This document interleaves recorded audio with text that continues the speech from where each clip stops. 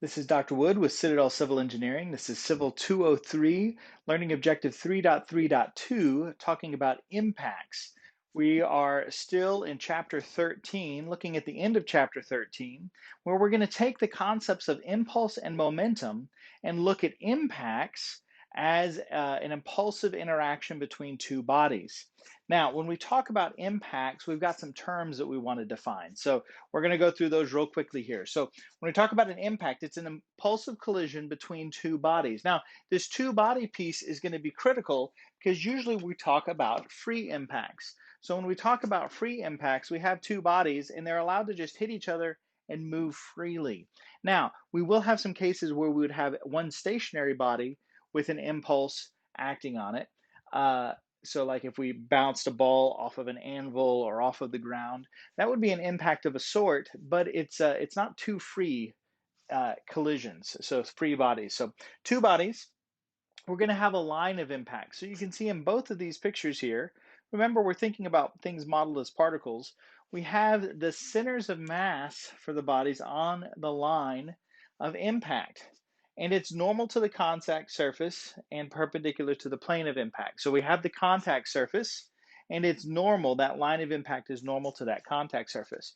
Now, one of the things we'll want to watch out for is that when we talk about the normal velocities, we're talking about normal to the contact surface, as opposed to tangential is tangential to the plane of impact, where those two things press. So if we look at our line of impact, we'll talk about this being the normal direction and this being the tangential direction. Now that's a little bit confusing because we're used to thinking about normal and tangential relative to the path that the ball is acting on, but when we're looking at impacts, those directions get flipped. So just be aware of that, be aware that that's a thing that's going on. We also talk about central impacts. That's where the center of mass is on that line of impact. And that's the only way we can have two particles interact.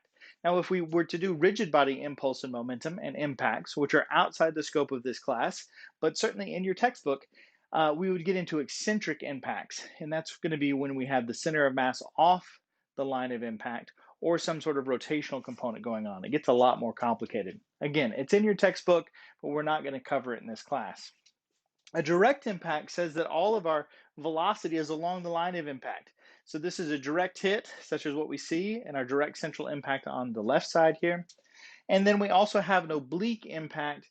That's going to be one or more velocities off the line of impact. So you have a ball moving along and then another one coming in at an angle or something like that, like you see on the right. So those are the terminology, the pieces that we're going to need to be able to talk about here. Now, when we talk about this, there's two concepts that get used when we think about central impact and impacts in general. And these concepts apply for the velocities along the line of impact. So whether we're talking about direct impact or oblique impact, the rules we're about to discuss apply to those portions that are normal to the contact surface along the line of impact or along the path if we're looking at direct impact. So in this case, the first concept that we might talk about is the conservation of momentum.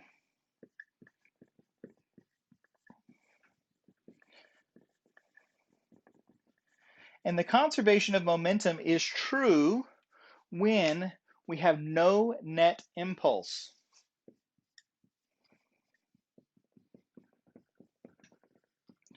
So we might be tempted to think about the package and cart problem that we worked together in class, where the package slides off the chute and hits the cart. Well, there is a net impulse coming from the floor. So even though that's two bodies that are having a collision, they're actually not free. So they're being restrained by the floor. And so conservation of momentum only applies when we have no net impulse. Otherwise, we are going to get that change in momentum associated with the impulse. Impulse equals the change in momentum. But in the case of a free impact with no net impulse, looking at two bodies, we can say that the mass of body A times the velocity of body A plus the mass of body B times the velocity of body B, that's the initial linear momentum in the system, is going to be equal to the mass of body A times the velocity of body A right after the impact, and the mass of body B times the velocity of body B, again, right after the impact. And now we're using those primes to indicate that after the factness. So let me make that a little bigger so it's easier to see. So initial momentum is equal to the post-impact momentum for free impacts. So there's no net impulse. And so if I were to take my little foam golf balls and just like freely throw them at each other, that was an example of a free impact in 3D. So that's a free impact, and momentum was conserved during that impact. Now, the other term that we'll talk about actually applies regardless of whether or not we're talking about free impact, and this is going to be called the coefficient of restitution.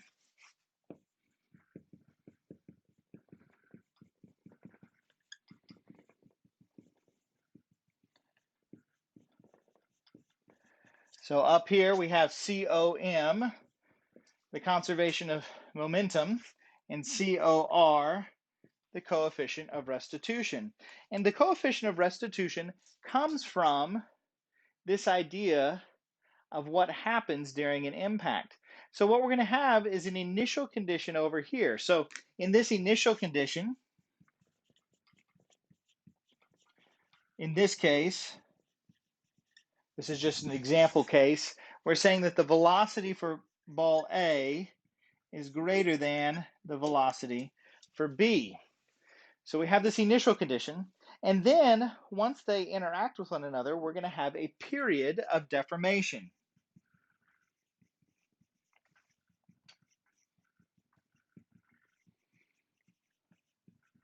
And this period of deformation is where we have our impulsive forces.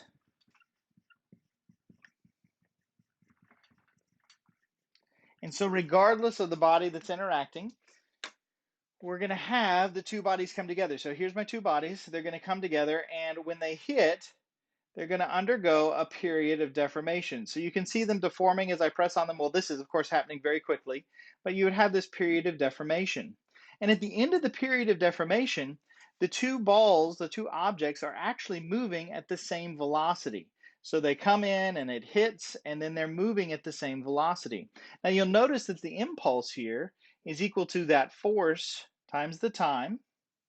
And that if we look at the net impulse, we're going to have the same impulse on one side as we're going to have on the other side.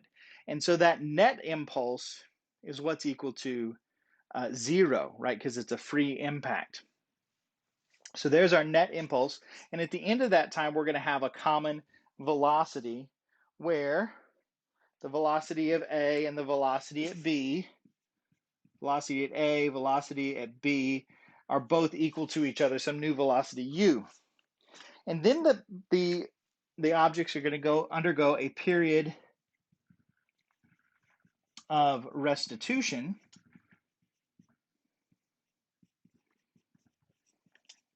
in which we're going to get those impulsive forces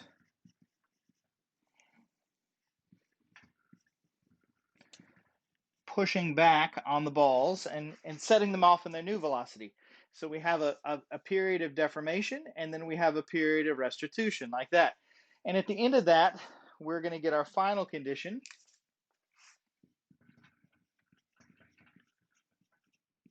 where in this example, the velocity at B is now greater than the velocity for ball A. So that's the idea within this. Now, we can do a whole bunch of math, and that math is all in your FE reference handbook. Not in your FE reference handbook, I apologize. It's in your textbook.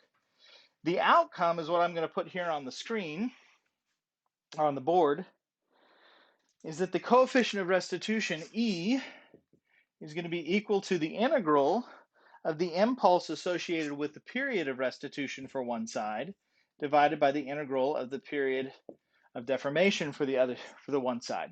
But remember that this impulse is equal to the mass times velocity, the change in linear momentum for each object. And so if we do that, it all will simplify down to where if we have our two bodies, A and B,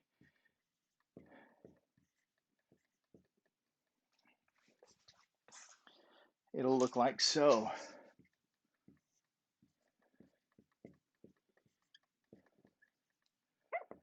So we're going to have the initial for block A minus block B underneath the final for block B minus block A. And again, if you want to follow the math out on that, you can look at it in your FE reference handbook.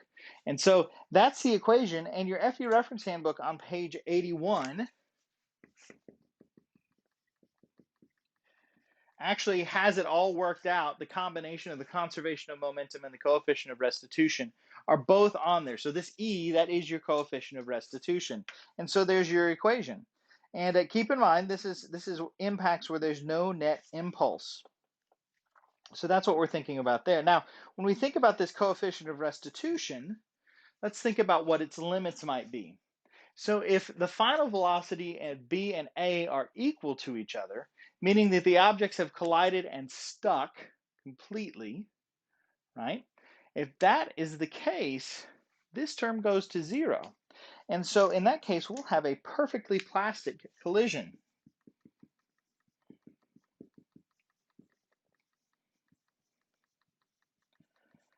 Where E is equal to 0, and this means that there's no rebound,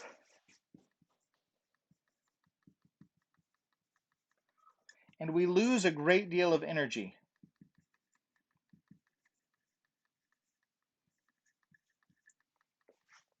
Now, the other way that we could get this is to have the difference between A and B and A be the same, right? And in that case, our coefficient of restitution would be 1, and this would be something that is perfectly elastic. So when something is perfectly elastic, E is equal to 1, and in this case and in this case alone, we have conservation of energy.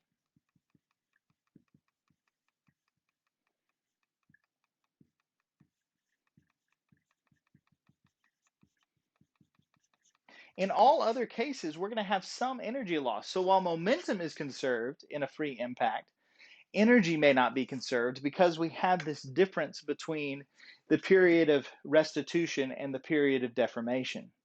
And so this equation shows up in FE reference handbook.